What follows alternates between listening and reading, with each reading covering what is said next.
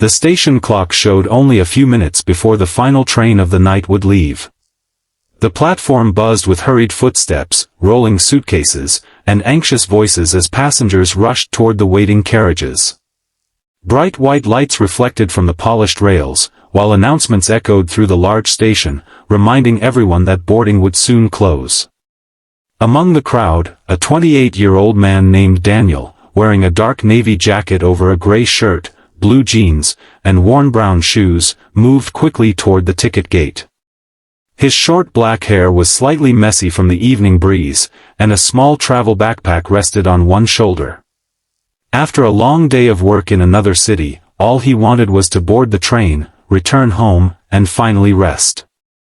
Daniel reached into his jacket pocket and gently touched his ticket, making sure it was still there. He smiled with relief because missing the last train would mean spending the entire night at the station. As he stepped closer to the entrance, he noticed unusual movement near the ticket counter. Several people stood in a loose line, but one woman looked especially distressed.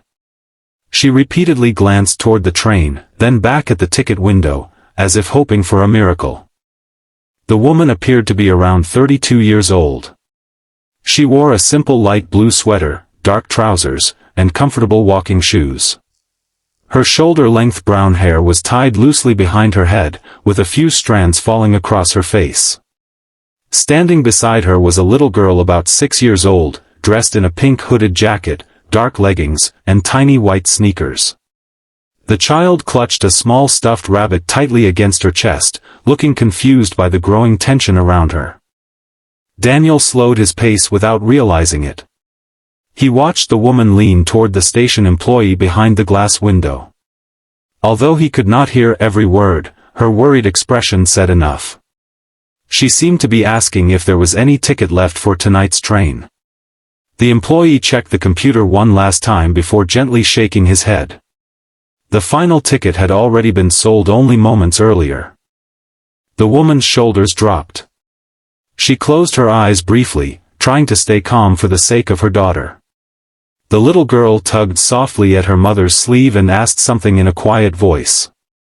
The woman forced a reassuring smile, knelt beside her child, and brushed a strand of hair away from her face before giving her a comforting hug. Even without hearing the conversation, Daniel understood that they had nowhere else to go that night. The boarding announcement echoed once again across the platform. Passengers hurried through the gate while station staff encouraged everyone to move quickly. Daniel looked toward the train, then back at the woman and her daughter. His fingers tightened around his own ticket. He had worked hard all week and had been looking forward to sleeping in his own bed.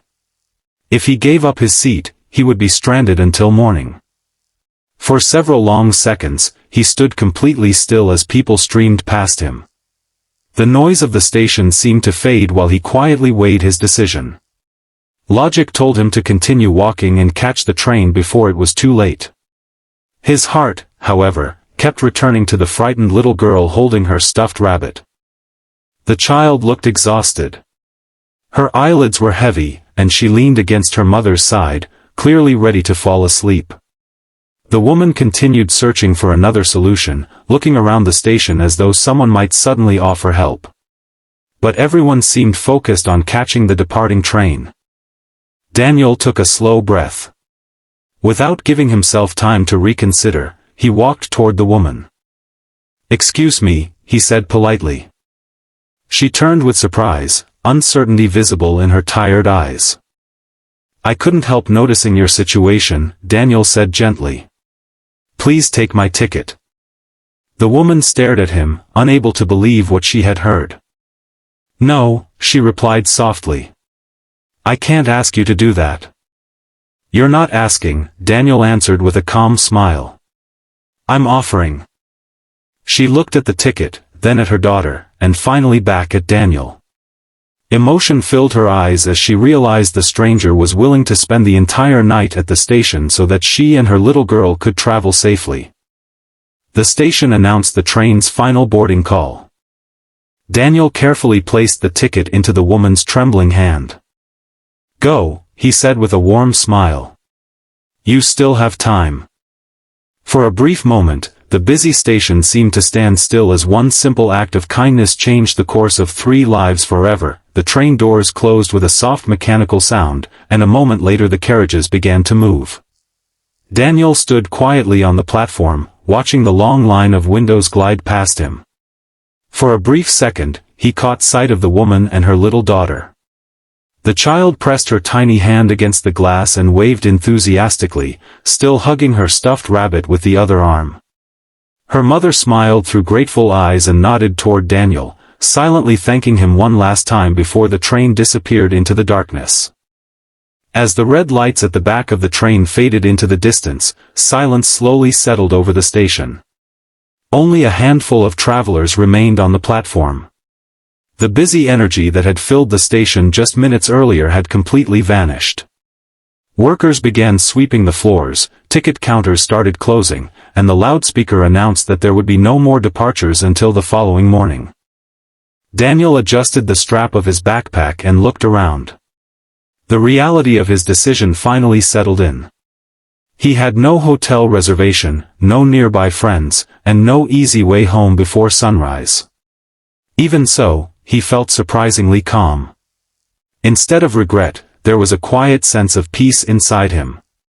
He reminded himself that the little girl was now warm, safe, and on her way home with her mother. That thought alone made the inconvenience seem small. He walked toward one of the benches near the waiting hall, wondering how he would spend the long night. A station employee approached him with a sympathetic expression. "Did you miss your train?" the employee asked. Daniel smiled politely. "Not exactly. I gave my ticket to someone who needed it more." The employee looked at him with genuine surprise. "That doesn't happen very often," he said. "You're a kind person." Daniel simply shrugged. "I just hope they reach home safely." The employee nodded respectfully before returning to his duties.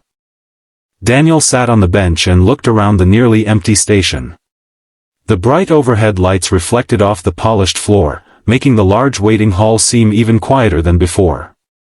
A family gathered their luggage near the exit while a few maintenance workers quietly pushed cleaning carts from one platform to another. He reached into his backpack and found a bottle of water along with a small sandwich he had planned to eat during the journey. Since he no longer had a train ride ahead of him, he slowly ate the simple meal while watching the calm scene around him. Every few minutes another announcement echoed through the station, reminding remaining passengers that the building would stay open overnight. Outside, a cool breeze drifted through the entrance each time the automatic doors opened. Daniel walked toward the front of the station and looked up at the clear night sky. Hundreds of stars sparkled above the quiet city, while distant streetlights stretched along nearly empty roads. Just as he turned to head back inside, he heard someone calling his name. "Excuse me. Sir." Daniel looked around, surprised that anyone knew who he was. Walking quickly toward him was an elderly man with neatly combed silver hair and a neatly trimmed white beard. He appeared to be in his late 60s, wearing a brown wool coat over a light sweater, dark trousers, and polished black shoes. Despite his age, he moved with determination. When he reached Daniel, he smiled warmly. "You must be Daniel." Daniel blinked in surprise. "Yes, but how do you know my name?" The elderly man held up the train ticket stub that Daniel had surrendered earlier. "My daughter told me everything. Your name was printed here." Daniel suddenly understood. "You are her father?" The man nodded. "Yes. My daughter called me from the train as soon as she found her seat. She couldn't stop talking about the stranger who gave up his own journey so she and my granddaughter could travel safely." Daniel smiled modestly. "I'm glad they made it." "They did," the elderly man replied. "But when I learned you would be stranded here all night because of your kindness, I couldn't simply ignore it." Daniel shook his head gently. "Please don't worry about me. I'll be fine." The older man smiled kindly. "In our family, kindness is never forgotten." Daniel remained silent, unsure what to say. My home is only 20 minutes from here, the elderly man continued. My wife has already prepared the guest room. My daughter insisted that if someone was willing to sacrifice his own comfort for her child, then he should never spend the night alone in a railway station. Daniel looked genuinely touched by the unexpected offer. I couldn't possibly trouble your family.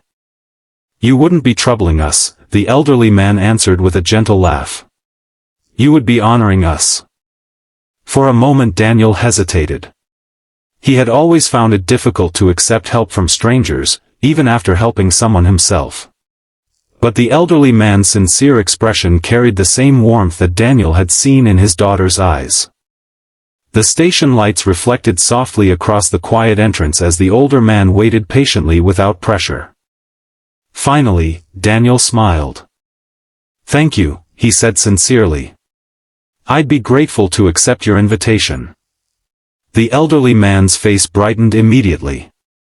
I'm very happy to hear that. Together they walked away from the station toward a modest family car waiting nearby. The streets were peaceful under the cool evening sky, and as they drove through the quiet town, Daniel had no idea that one small act of generosity had opened the door to a night he would remember for the rest of his life.